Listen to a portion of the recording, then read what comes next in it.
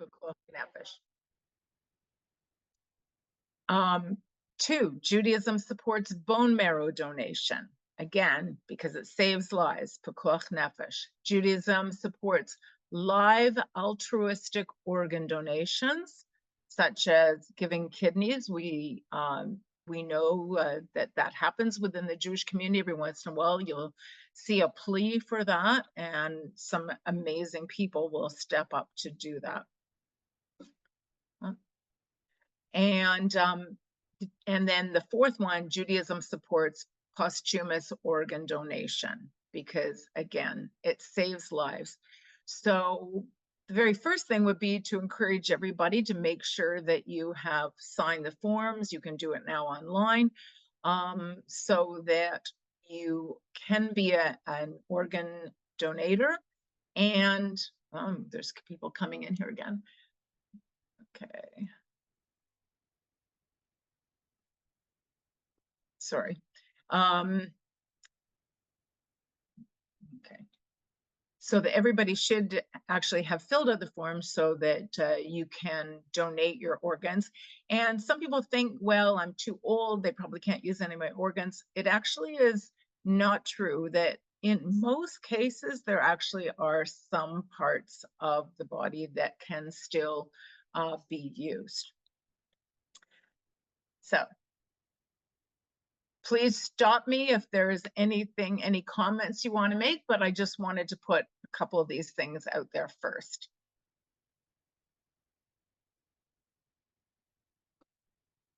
Okay. The second thing that I wanted to talk about was DNR, the do not resuscitate. So asking why and when someone would have this and so what you find is that often people will sign this. It has to be signed with a physician or a medical practitioner. And it means that if, say, the heart stops, that nobody is going to do CPR on you. And so I just want to share sort of a personal experience I had one time. This is when I was a chaplain in the hospital in Cincinnati. And there was a family I was working with, and we were in the waiting room, and their loved one, the heart ceased. So the physicians, there was no DNR at this point. The physicians were performing the CPR. They brought the person back to life. It was not very long before the person coded again. And the doctors asked the family what they wanted to do. And the family says, no, you've got to, resuscitate person. Anyways, this happened. At some point, the doctors came out and asked me as a chaplain, they said, please, you have to help this family understand it's time they have to let this person go, that this is torture to the person. And so what we do know, though, is that somebody has to have CPR, that it is a very brutal process. I also talked to my oldest son. He's a firefighter. And so often one of the things when they get called, because they are the first responders, that they have to check and see. And if somebody has a DNR, then they do not need to do anything. But if there is no DNR, then they have to perform CPR, as well as there's other things as well that have to happen. And it basically breaks everybody's ribs, and it can often puncture an organ inside as well. So, and what he told me is that sometimes that they go in and the family or the nursing home says there is a DNR, but that it can't be found at that moment.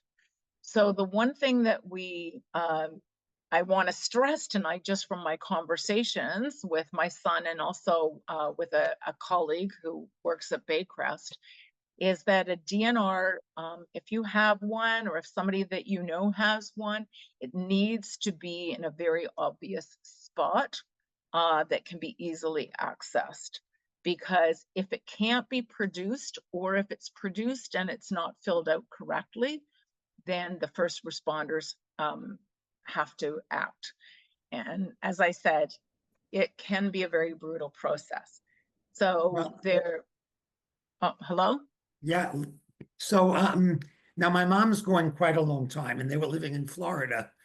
They had a DNR on file at the hospital, but they made my father go back to his condo and get the original paperwork.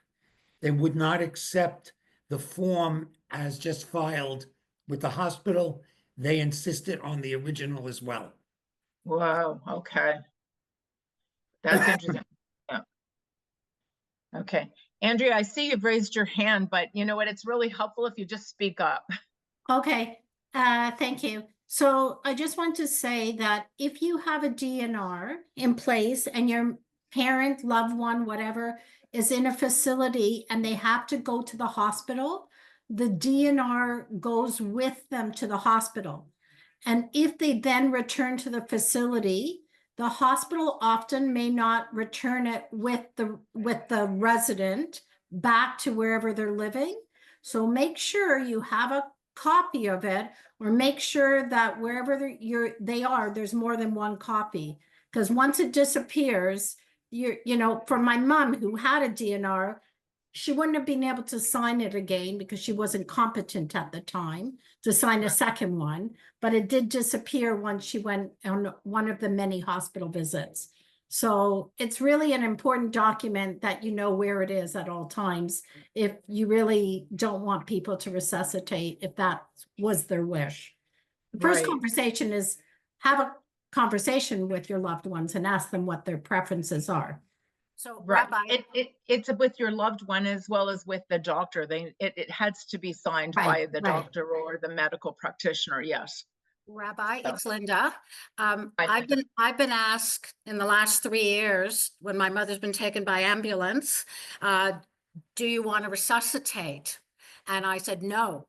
And nobody's ever asked me for a document. They've taken my verbal word, and nobody's ever asked me to produce anything. I have it, but if she were to have been needed to be resuscitated on the way to the hospital, they were just going to do it based on my verbal. Okay. That's So been that my may or may experience. not happen. So I guess it just depends on, yeah, who you're dealing with. Mhm. But I think it probably is safe to have it and to have maybe even a picture of it or something like that on the phone. Perhaps. Yeah.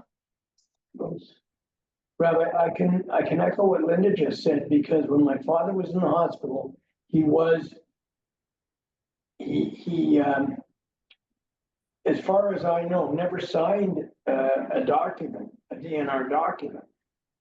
But I was asked by, I guess, the nurses there, if the need arises, do you want him to be resuscitated? And I knew from talking to him and from seeing what he said about my mother and my sister at the time, I knew what his wishes were, and I told them, and they agreed that there would not be any resuscitation. As it happened, it wasn't necessary, but that's beside the point. Right. Well, I guess it just depends on who you're dealing with. But if somebody really is, you know, wanting to stay with the rules, so to speak, it's just, then it's going to be important to either have it posted or have a copy or something like that. So. Okay, thank you. All right, we're going to go into a little bit more now about withdrawal of life support systems. And so I've brought this CCAR responsa from 1980. So it is quite old. I mean, we're talking 45 years ago now. If you, just to explain, first of all, what responsa is, we always say that the reform movement is not a halachic movement. That is not quite correct. We actually do have a committee for halakha connected to the reform movement. And people can ask questions and expect rabbinic answers. And there is a standing committee for the responsa, and as well as sort of committees for various different topics. So this is a question that came to the responsa committee in 1980. A patient has terminal cancer and has sunk into a deep coma. Only the artificial life support systems are keeping him alive. Would Jewish tradition permit these systems to be shut off? What is the Jewish attitude toward euthanasia? So these are two kind of slightly different questions, but so here is this person then on life support system. The answer here, given by Walter Jacob, who was the chair of the responsa committee at that time, says Jewish tradition makes a clear distinction between, on the one hand, positive steps which may hasten death, and on the other hand, avoiding matters which may hinder a peaceful end to life. It's clear from the Decalogue that any kind of murder is prohibited. We would not endorse any positive steps leading toward death. We would recommend pain-killing drugs, which would ease the remaining days of a patient's life. We would reject any general endorsement of euthanasia, but where all independent life has ceased and where the above-mentioned criteria of death have been met, further medical support systems need not be continued. So a couple things. One, we're seeing that in 1980, there was very clear prohibition against any positive steps that could be taken to end somebody's life, but that at the end, that where all independent life has ceased, right, then further medical support systems need not be continued. This is an area that's a little bit more gray then, is what happens when somebody is on some kind of medical life support system. Once they're on it, it's very difficult to withdraw it. And that's pretty clear. And that's true, say, at you know, different facilities and across the Jewish different denominations. So under what conditions one can withdraw life support? So Jewish ethics generally allows for passive acts of omission in which we withhold life-extending interventions from dying patients while providing them with comfort care. So first of all, if somebody is in such a situation that, and they choose not to have any more treatments, they can refuse them.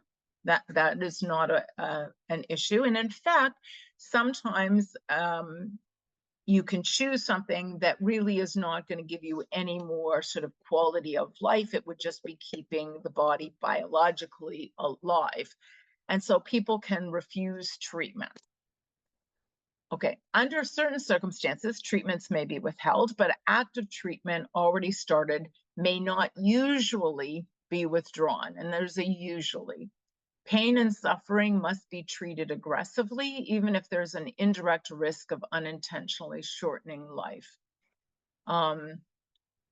So this is where sometimes the medication that they give people for pain can, in effect, shorten their life, and that is a balancing act that the doctor's family and that would work with to see what was required. But the idea would be mainly to keep somebody from feeling any pain.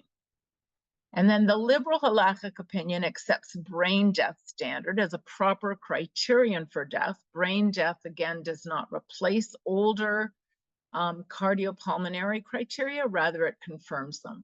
So in the past, there's been different criteria for when is somebody actually dead.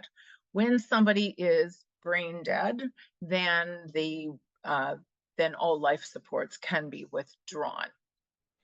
And then I bring this here. This is from the 16th century, from Moses Isserles.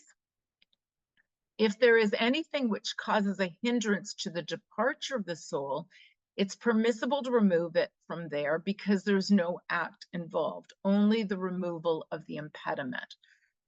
So at this point, I mean, in the 16th century, there was obviously no technology like we know today in terms of life support systems.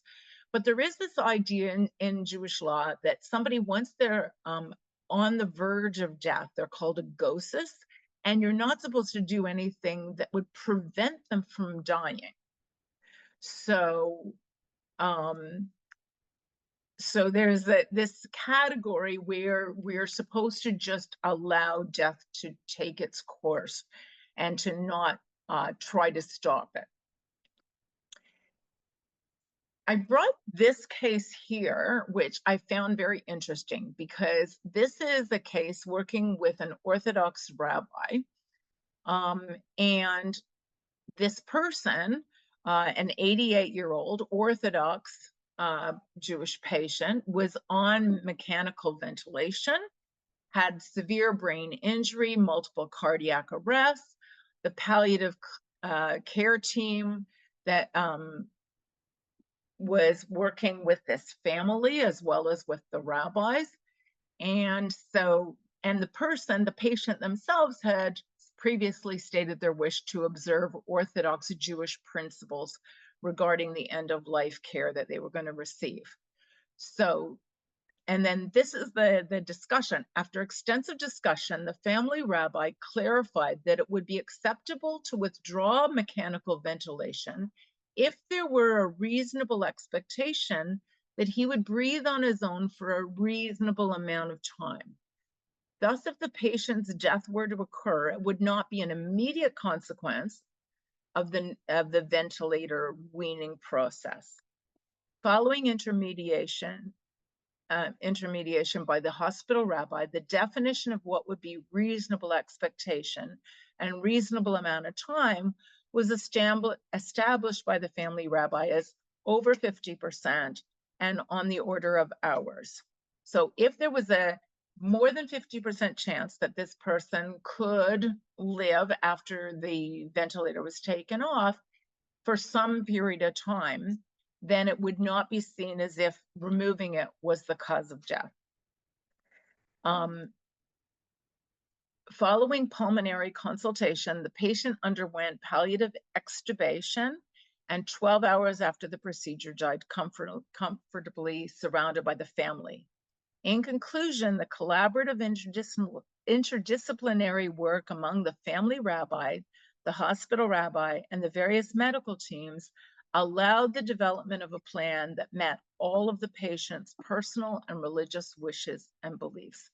So when I said before that once life support system was started, that it can't be withdrawn, and that's sort of the general rule, but it's like it's usually can't. So here was an example with rabbis and an Orthodox patient where they worked out a system where it could be withdrawn, and because this person had over a 50% chance that they would live for some amount of time after it was withdrawn, that this was considered in line with Jewish law. Rabbi, Yes. is that a common, is this particular case commonly used, do you know? I don't know. I mean,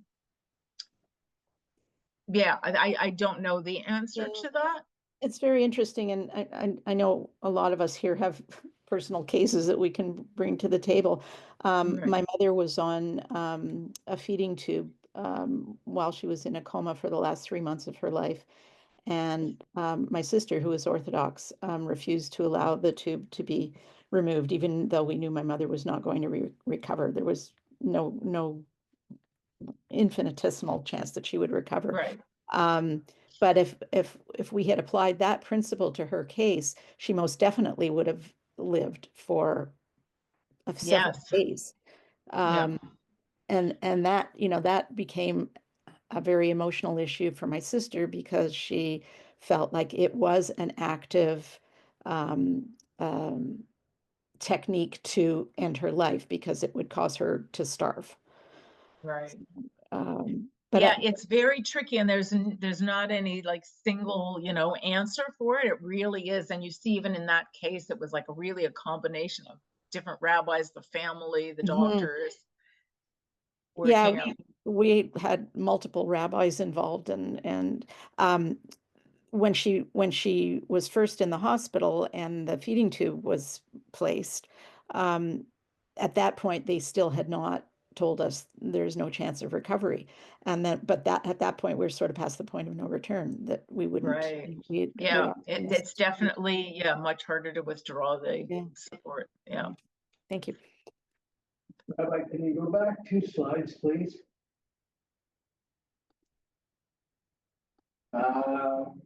Wait. you Oh, guys- now wait, this is going forward. I don't know why it's. Okay, not sure why that was. Okay, let me see.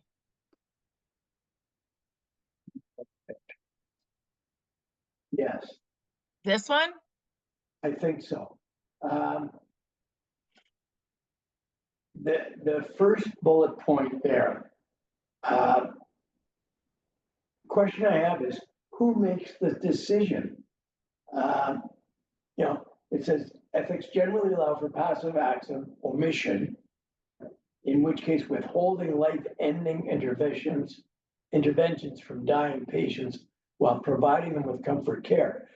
Who says they can do that or not do that?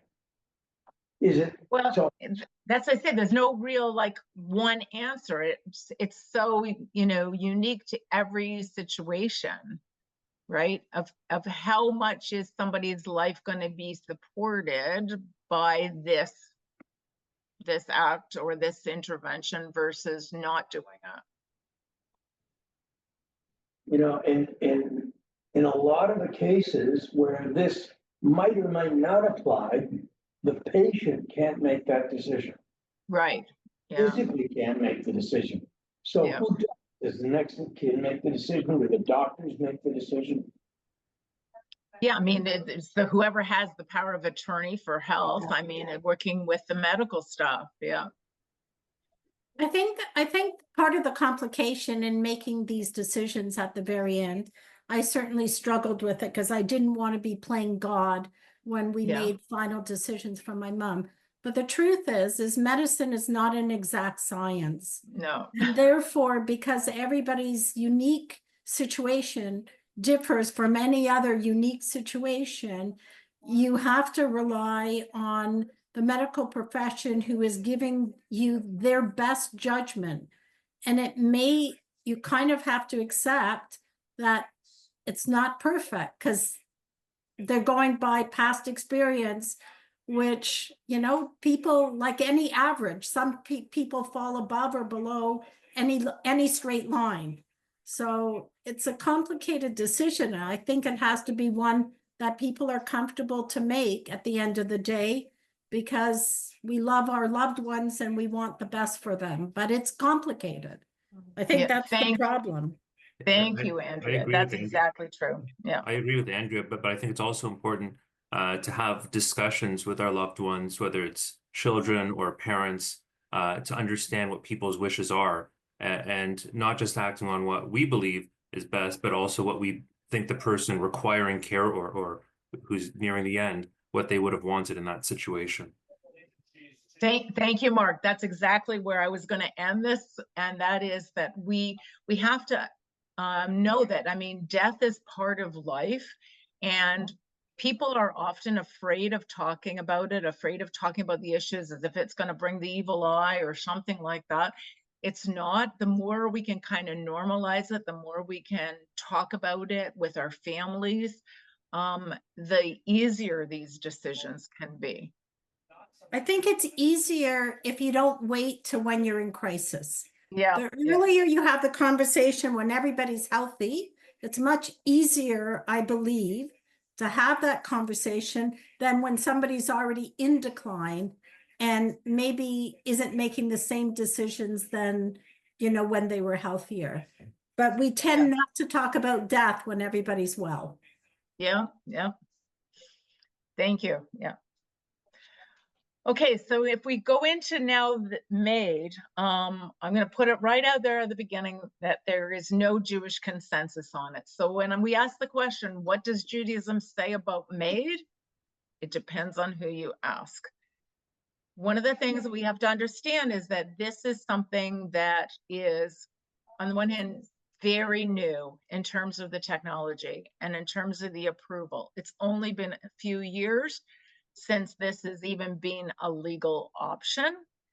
And because it's now a legal option, it does become a Jewish question.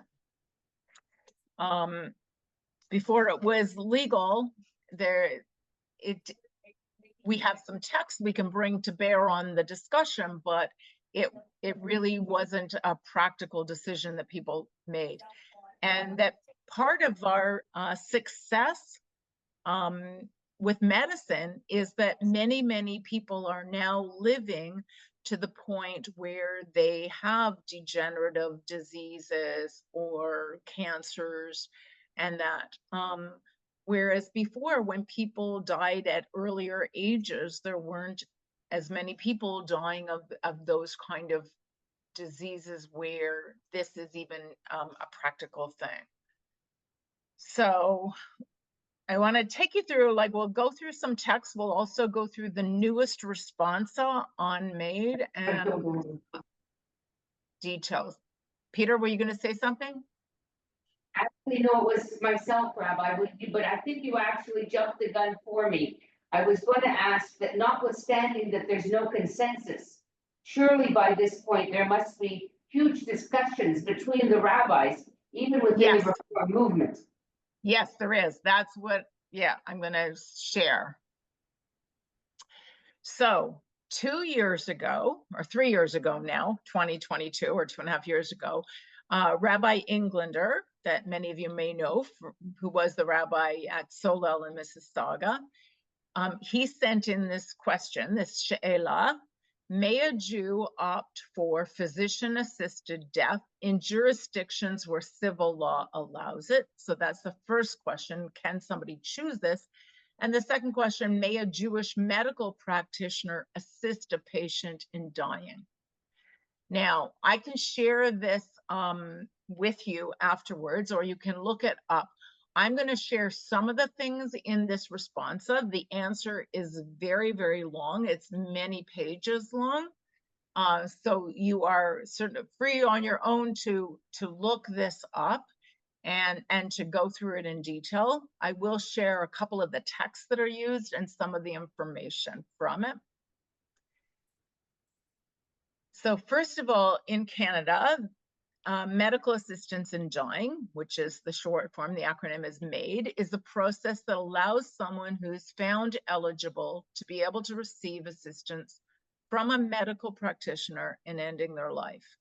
The Federal Criminal Code of Canada permits this to take place, but only under very specific circumstances and rules. So the law passed only in June of 2016. So we're talking only 8.5 years ago, that requires patients who have a grievous and irredeemable condition to be assessed by 2 different healthcare providers and be able to give consent on the day of their death in order to be eligible for MAID. So there is actually a process that one has to go through. There is a period of time that there is an assessment done. There is a waiting period. The person has to have given sort of conditions. They have to be willing to say when they are prepared to have it. Not everybody that applies for it actually goes through with it. Just to give you some statistics, last year in Canada, and actually not last year, but 2023, because we don't have the exact results from 2024 yet. In 2023, there were 19,660 MAID requests, of which just over 15,000 people received it. So there were some people that chose not to when the time came, and there were some people that died prior to having MAID. Okay, the teshuva, the answer to Rabbi Englander's question, and this is sort of the preamble to it. Physician-assisted death has been legalized in a number of US states and in Canada. We are aware that some people will consider it as the first step on a slippery slope. We've heard that expression a lot. At what point, you know, are there other factors involved that make this a dangerous practice? And then they answered, we will argue that we are in accord with the life-affirming and realistic perspective of our tradition in responding to that small number of patients for whom physician-assisted death is the only treatment available for what clinicians refer to as total pain. Total pain is considered somebody that is suffering from physical, mental, spiritual, and social pain. So they're suffering in sort of all those areas, and that there is no complete relief from. We undertake to answer this question in light of this reality and in light of those words of Rabbi Soloveitchik. Law that lacks tzedakah, this is not in the term of charity, but in term of righteousness, does not draw from the well springs of feelings and tenderness, of heartfelt ways of pleasantness and inner kindliness, that is confined by its boundaries and does not break through its borders to go beyond what the law requires. Such law is absolute wickedness. They bring this quote to sort of say, we need to bring this tenderness and feelings towards this decision. There are a couple of texts I'm going to bring that are included in this response. This first one is from Maimonides, and it really talks about the dying process and what was considered quick death or a long and suffering death. So our sages taught in MAID Katan, one who dies immediately, this is being stolen from life. Like that's the tragedy, the accident, somebody that dies immediately. One who fell ill for a day and died, this is a rush death.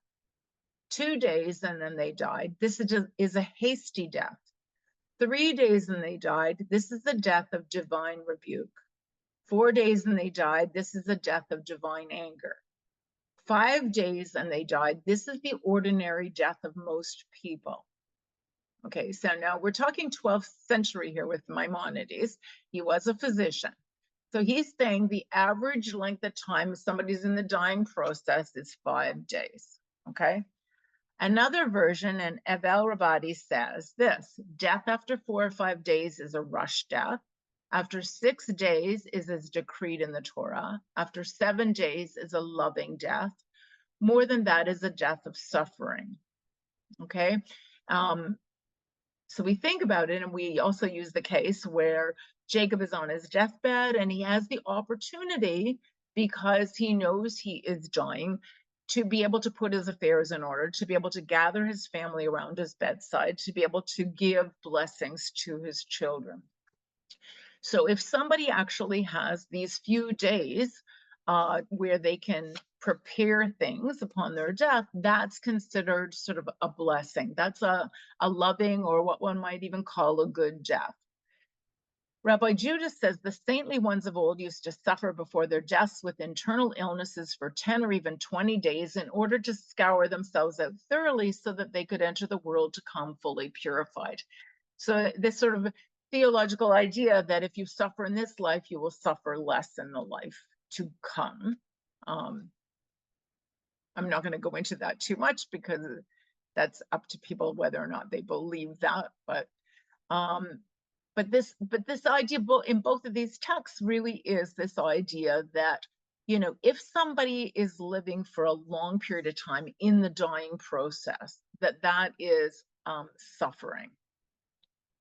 And yet we know that today, because of medical interventions and medicines and everything, that people often have very, very long periods of time that they are in the dying process where there is no hope of really healing. Here's another text here from the Babylonian Talmud from Ketubot.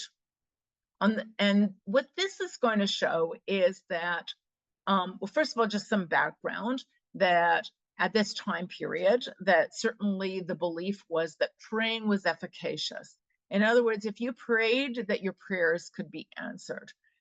So this is an example of a rabbi that was very sick, and all of his students were praying that he would recover or that he would live. And so this is what happened. On the day that Rabbi died, the sages decreed a public fast and prayed for divine mercy to let him live. They said, anyone who says that Rabbi has died will be run through with a sword. The rabbi's maidservant ascended to the roof and said, the upper realms, the angels, want Rabbi, and the lower realms, the humans want him. In other words, he's being tugged between, you know, heaven and earth, in terms of, them wanting his soul. May it be your will that the lower ones will defeat the upper ones. So this is the rabbi's servants. But when she saw how many times he had to go out to the privy, removing his tefillin, putting them back on each time, and how this caused him to suffer, she said, may it be your will that the upper realms defeat the lower ones. So she sees him suffering. She sees what he's like. All the times he's going to the washroom. And at this point, he's walking in that, but she sees that he's suffering. And she says, you know, may it be God's will that the upper realms will be correct, that the angels will win in this tug of war between him. But the rabbis, like the students of this rabbi, would not stop praying for mercy for him. In other words, their prayers were keeping him alive. So she took a pitcher and she threw it from the roof to the ground. They fell silent and interrupted their prayer, and the rabbi died. So in other words, she saw that he was suffering too much, that he shouldn't be kept alive through their prayers. And so she interrupted the prayers to give him a moment to release or to die. So just two texts then that talk about suffering and sort of dealing with them. I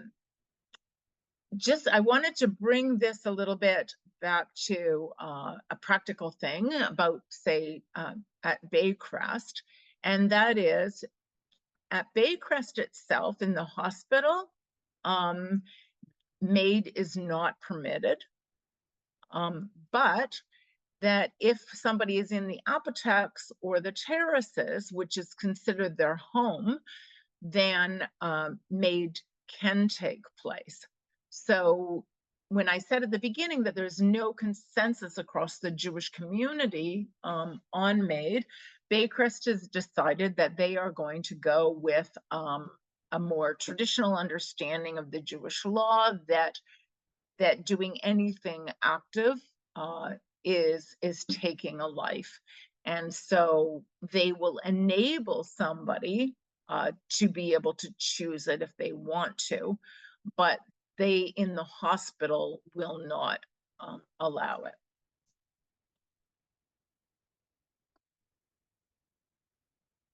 The conclusions of the response from 2022 is we agree in principle that in an era in which medical technology can prolong life to the point that a person's existence becomes torture to them, when refuat haguf is no longer possible, in other words, the healing of the body is no longer possible, we can at least support the choices of those individuals for whom death is refuat hanefesh, in other words, healing for the soul. And if you notice, the conclusion is that we can support the choices of individuals. We are not convinced that in practice, any jurisdiction currently meets these conditions, but we set them forth nonetheless. In other words, they are saying in this responsa, the end conclusion is that we as a community should support those that choose to do it. But we still need to be very careful with following through on what are the conditions that somebody chooses this in. The conditions and the response that they put forward is a Jew suffering from a terminal illness whose death is not imminent may, where it is legal, avail themselves of physician-assisted dying under the following circumstances. And there are two tracks when somebody is applying for MAID. There is track one, which is considered death is imminent. It's you know, in the very near future, with everything that the doctors and the medical staff can see. Then there is this other category called track two, where this is what they're saying is death is not imminent, but there's no healing either. There's no recovery from it. So this is somebody with sort of a longer term disability, something like ALS.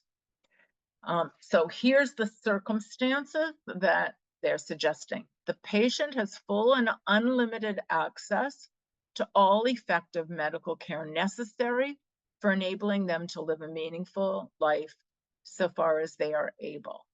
Okay, so in other words, we as a society need to make sure that people have access to the best care possible so that they can choose to live a meaningful life with the support if at all possible.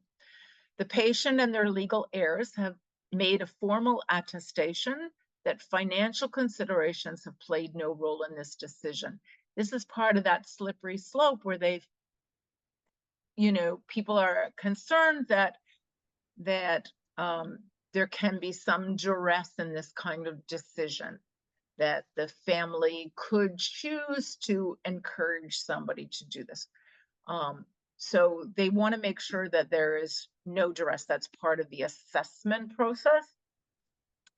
The patient has undergone careful screening by a trained committee of professionals to ensure that the motivation is not untreated depression. Okay, that it's made really on rational grounds based on medical, the medical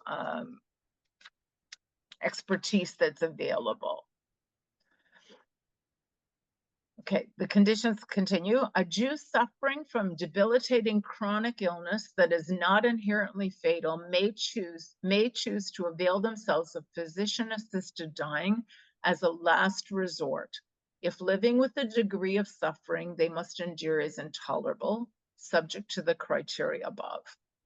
A Jew suffering from mental illness, but not a terminal illness or chronic and debilitating illness other than mental illness, may not avail themselves of physician-assisted dying, since we cannot properly evaluate their state of mind. What we do know is that the government has said that they are not going to allow for mental illness. It's been going through a process of review and they've been delaying it. And so now that decision is delayed at least until 2027.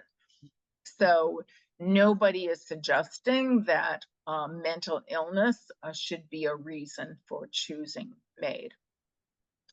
And then a Jewish physician who recognizes that a suffering individual has a terminal or incurable condition that has placed them in a state of what palliative medicine refers to as total pain. And that's the total pain that we talked about before, being sort of physical, mental, social, spiritual. It's a term that was coined, I forgot by who, but when palliative care started to, and hospice care started to be something that was promoted for end of life. So refers to may respond to the sufferer's desire to end their suffering by administering or making available drugs that will terminate the individual's life subject to the stipulations above. So these are the conditions that the responsa put forward. I'm going to just stop sharing that for a minute. So let me get your reactions. Or so in other words, the reform responsa is that if somebody chooses this based on all these conditions, then we can be supportive in understanding that decision. So it's not quite encouraging. It's saying that you have to make sure that the conditions are all met, but that once those conditions are met and somebody chooses it, then we should be a supportive community for that. Without giving any names, where does the Reform Rabbinate in Toronto stand on the issue? There will be some rabbis that will say that they don't agree with it, and some that will say that they do. And Very safe answer. I've asked a few colleagues, and so there's some that will say personally that it's what they would choose even for themselves or their own family, and others that will say no. So I asked one of the Reform rabbis down here in Boca, we've been going now for 2 years. And when I mentioned it to him, he went, whoa, no, won't even consider it. And then when you look up Florida law, they're not allowed to anyway. But right. He said it's absolutely forbidden as far as he's concerned. So, and that's just one rabbi I was talking with. Yeah, I can tell you that there's even conservative rabbis in this city that are supportive of it. Yeah, I was going to ask if the conservative movement has made any statements, any similar response, if you're aware. I did not look them up. I do know that if they haven't got anything out, there will be something coming out, because it was ironic that this past week at the TBR, the Toronto Board of Rabbis meeting, which is rabbis from across the denominational spectrum. Now that's modern Orthodox, not Hasidic, but other than that, across the sort of the regular stream denominations, the discussion that I couldn't be a part of because I had something else that I had to do was about MAID. So, and they brought in a doctor from the University of Toronto, and I was actually going to share just a few things that he had said, because I did get the notes afterwards. But it was being discussed at the Toronto Board of Rabbis. So not just the Reform rabbis. Yeah, I'm thinking, sort of a parallel to the to interfaith marriages that in the Reform community in Toronto, there are very few, or in Canada, there are very few rabbis who will perform interfaith marriages. It's much more common in the States. And then there are rabbis who won't do it, but will refer a couple to a rabbi who will. And then there are rabbis who won't have anything to do with it whatsoever. So I could see it being a kind of a similar situation with MAID. Yes. Yeah. I think part of the problem is you want to promote quality of life without prolonging suffering. Yes. And it's very hard to know where that line is when conditions change so quickly. Yeah. And it's not going to be the same for everybody. There are people that are going to want to live with no matter what amount of suffering, because that's their belief, that's their desire. And there's other people that will not. But I mean, so it's so individual. And as Andrea said, medicine is an art more than a science. And so it's not like there's going to be a really definitive answer for a lot of the questions that somebody might have either. So, Ellen?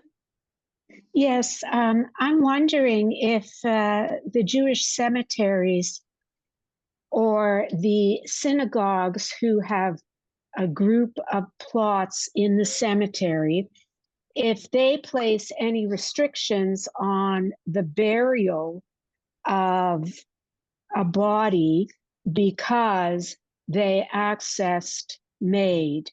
And I'm just sort of drawing a parallel between a Jewish person who has committed suicide, and how, depending on the rabbi, whether they're allowed to be buried in the Jewish cemetery. So if you know the answer to that. Suicides are permitted because it's considered a mental illness. And I can tell you that Benjamin's funeral home is supportive of those that choose MAID. So I they don't know about yeah, Steele. they don't screen people, just No. like I don't have a plot, but would they ever say, when you have to register or purchase it, are you Jewish? Prove that you're do they do that? You do have I to don't- prove I you're don't know. Jewish. It's interesting because there was one case where I had to prove somebody, and the burial was actually held up for a day because they needed proof. So Wow. that's only happened once that I've Mhm. experienced in 25 years. Mhm. But in terms of, Wow. supporting burial from MAID, I know Benjamin's, I don't know if they're fine, Right. but it's not an impediment to burial, no. And for sure the Orthodox synagogue group that have their own, just like I understand Cohen has a section. Maybe they wouldn't let them in there, but you could go to the more common section. I don't know. Yeah, that's an interesting question. I have not talked to any Orthodox colleagues, about this to see where they are. And it's also because it's also so new. Like we're talking, this is just, Yeah. it's just happening really. Right. Anything a few years. We haven't had a chance to really Right. think it and work out all the details. Right. Well, just as my own little anecdote, which concerned my mother, when we moved her to her home, there was a public health palliative care team that services people who want to die at home. And the rabbi, the doctor that was assigned to her was an Orthodox rabbi, and the first thing he said was, you're not allowed to. I won't let you, but I can refer you to someone. But actually, a warning to anybody else that you might want to arrange to get someone else if your beloved one does believe in MAID, because it colored the way he treated her and medicated her, which was a regret that we had. So just some suggestions for those out there who may encounter that situation. How long ago was that? That was about 2 years ago, something like that. And I've always meant to go back to the unit who had been the key players who had come to the home and wanted to get my input on how the program was working, because as you say, it was fairly new. And unfortunately, as I was about to discuss this with them, at that moment, the caregiver came out of the other room to say, I think she's passed. So everybody just stood up, and it ended the meeting. And I never followed up after that because I was upset about a number of issues. But I think maybe after today's discussion here, it brings me to a point where I'm a little stronger, that I could go and provide some feedback to them and to the hospital and to another hospice. Because my mother always believed that, you could always help another person by your feedback, which I've neglected to do to date. It's just a very emotional thing, as you know.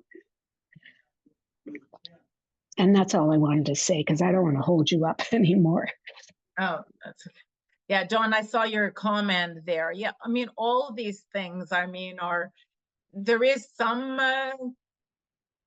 blending between them, but No, the fact is that unless you know somebody or have been through the process, it is a very different process than what we traditionally understand as palliative and hospice care. And I think what I was trying to get across is that the emotional component of all of this for families is devastating, of course. It's not going to be, but this is in the hands of the patient and the doctors. And the key to MAID is that you have to be of sound mind on the day of death in order to agree to the process. That doesn't happen in palliative care the same way. And it can't happen, obviously, for patients who have dementia or other forms of mental illness. So I think that we have to be very careful about what we're discussing what the rabbis, I think, have tried to do is straddle the fence, which is what rabbis often try to do. And I appreciate the dilemma. It's gut-wrenching. But at the same time, the process as laid out by the Canadian legal system, it's not perfect, but it does address a lot of the concerns that people think they have. And if they were to go through the process or know somebody or families who have gone through the process, they might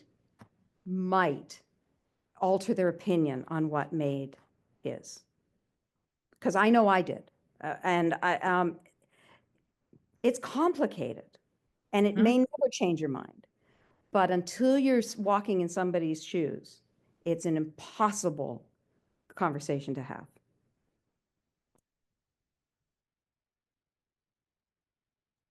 I had a conversation with a Protestant minister when my dad was at the end of life, and in Indiana, which also does not permit physician assistants currently. There is a bill in their Senate now in Indiana, but she was emphatic about the fact that she doesn't agree. She thinks it should be allowed. Didn't think my dad should go into palliative because, according to the doctors, his days were so numbered that she felt it would just be better to leave him as long as the hospital bed was available. But I was very surprised at her conversation, and we spoke about it for almost an hour.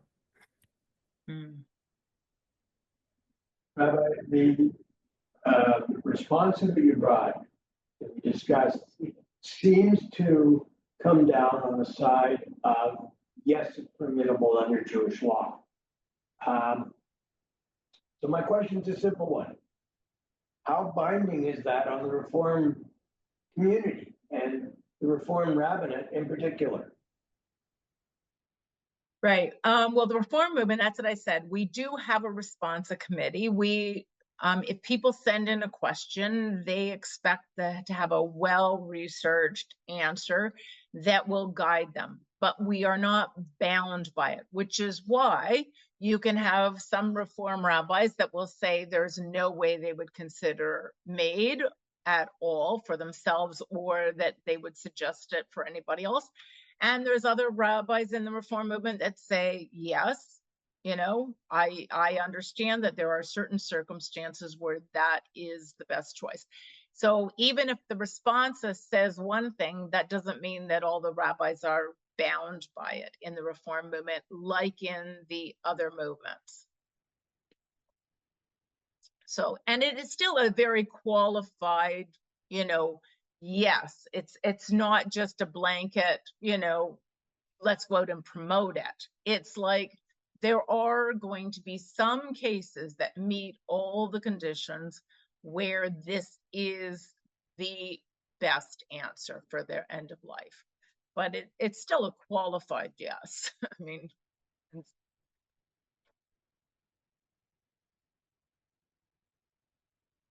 Any other?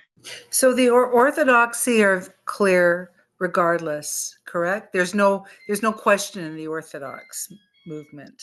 Is that right?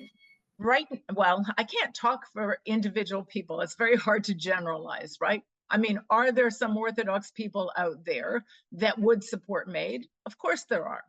As a movement, the Orthodox people, the Orthodox right now would say they would not support it.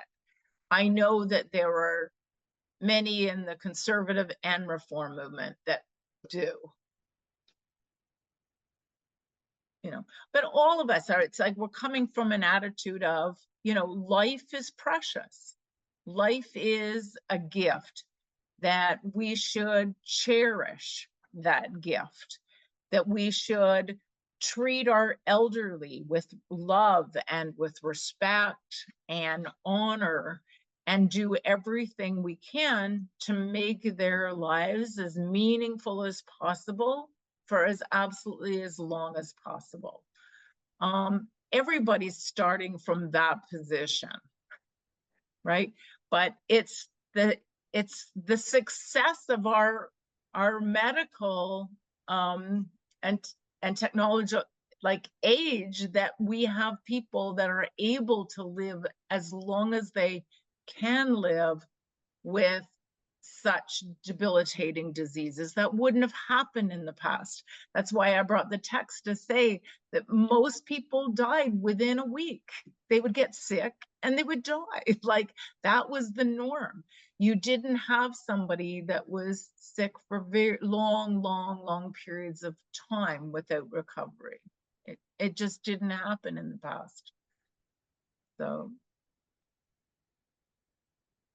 So yes, our success in medicine is that we now have a large percentage of the population that has a long period of time where they could be, you know, sick or have diseases and that. So.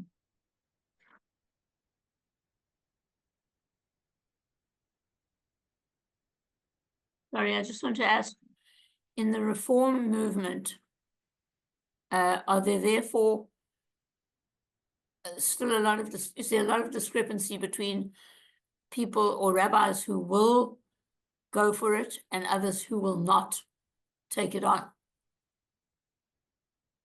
I mean, yes, there are people on both sides of this. That's what I said right at the beginning. There's no. Oh, sorry, I wasn't on consensus. I would suggest that there probably are more reform rabbis that would be open to it now just because of the responsa and that it's been worked out and that there are conditions. And I think that Canada's being careful about making sure that those conditions are in place. You know, and that the first thing is to do everything we can to help somebody continue to live a meaningful way. But I also think that what the law has done is allowing somebody to die in a meaningful way. Yeah. Right. And I think that yes, we are a choose life religion, and that's what we do. But death is part of life. Yes. And how we die is sometimes, not always, sometimes in our own hands, not suicide. Well, but that's right. I mean, the process often is just with anybody aging is it's a process of losses. It's, you know, where you're losing physical abilities, where you're losing the ability to go and do things. You lose your driver's license. You lose, I mean, it's loss after loss often. Or that's one way you can look at it.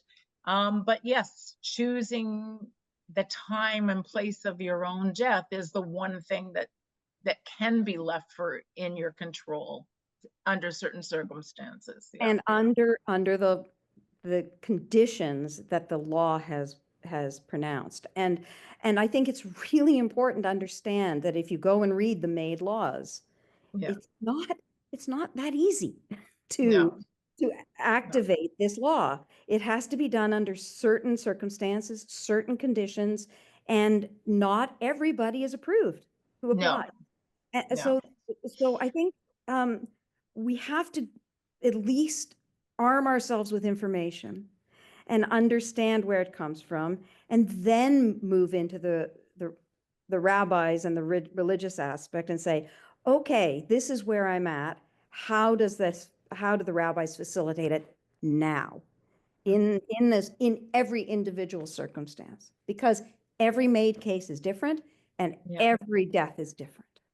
Yeah, absolutely. Absolutely. I mean, I would be against having MAID for any kind of mental illness. I cannot, I could not in any way justify that.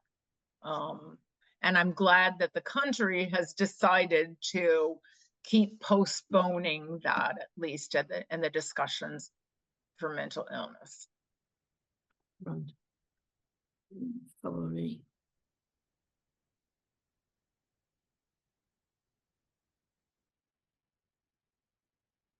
Okay, I think that we'll wrap up the discussion just by saying that I think as a community, again, we come back to how can we do our best to support people going through a difficult time, through illness. And, everything I've seen and Colamy is that it's a really caring and wonderful, wonderful community of people. And I see that people are supported through difficult times. And I would hope that, that we continue to see that happening, and that everybody feels a certain responsibility towards the community to care, to reach out for people, but also understanding that if somebody makes this decision for themselves, if a family is going through it, that we also are there to support that decision, and knowing that it's not easy. It's not easy for families to make any of these decisions for end of life. And again, though, what Mark had said at the beginning, we need to normalize it. We need to have these discussions when we can sit around and in our full, rational selves talk about it. So that decisions can be made, under better circumstances rather than in crisis situations. So anyways, thank you for participating in a difficult decision. Janie, do you have your hand up or? Yeah, I was. Oh, okay. I wasn't sure there. I'll ask something about organ donations.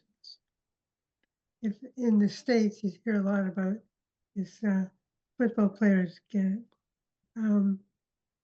CTE. I don't know what this, anyway, it's encephalopathy, where they have the numerous concussions and end up with this encephalopathy, but it's only diagnosed on death when there's an autopsy. So somebody would donate their brain for research. Is that acceptable? Yeah, I don't know about that kind of specific situation. I just know that, like, right across the board, like this was something even a few years ago that the Toronto Board of Rabbis participated in a whole campaign encouraging all the Jewish community to participate in organ donation. So, but about that specific, I'm not sure. I just want to share a personal experience with MAID in that I had a high school friend who had cancer and I knew she was struggling. And one day I got a call from her that she was in hospice care, but she sounded great. And then she said to me, and then I went to visit her and she said, no, because I'm having DAT on Monday. And I thought, oh, okay. It sounded like it was some type of procedure. So I ended the conversation and then I looked up what DAT was, D-A-T. I don't know if anybody knows what DAT is. It's doctor assisted termination. Oh, okay. I have not heard that. Never heard that. And I was shocked. And she said it in such a matter-of-fact way. I had no clue. And she said, and I don't want my mother to know. Her mother was a Holocaust survivor who was living at Baycrest. So I said, well, she ended up having her mother be told that she just died of natural causes. But I was shocked when she said that to me, so matter-of-factly that I had no idea what she was talking about. So it's just a personal experience. Hmm.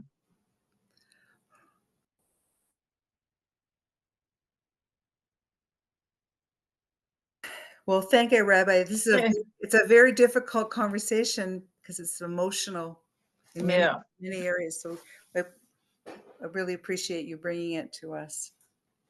Okay, well, thank you. And I guess I'll see you all soon.